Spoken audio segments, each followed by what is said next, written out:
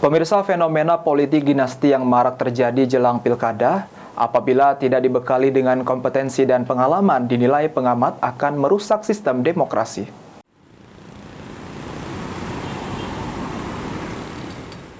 Menurut pengamat politik Sumsel, Muhammad Husni Tamrin, maraknya fenomena politik dinasti di Indonesia dikhawatirkan akan makin banyak terjadi di pemilihan kepala daerah atau Pilkada 2024 yang akan dilaksanakan pada tanggal 27 November mendatang. Fenomena dinasti politik ini masih terbilang sah-sah saja selama tidak ada aturan yang melarang dan dibekali dengan kompetensi dan pengalaman.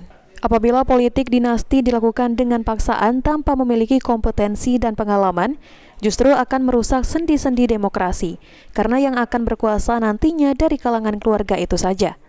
Ya, politik dinasti kan dalam arti bagaimana hubungan darah, pertalian darah itu yang berusaha untuk masuk ke jabatan-jabatan publik.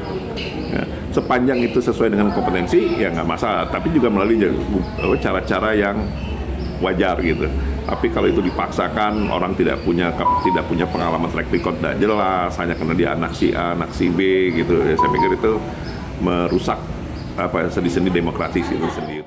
Ditambahkan Tamrin, jika dilihat dari hubungan darah bahwa kasus dinasti politik tidak hanya terjadi di Indonesia, namun banyak juga ditemukan negara lain dan bisa diterima oleh masyarakat apabila sesuai dengan kompetensi.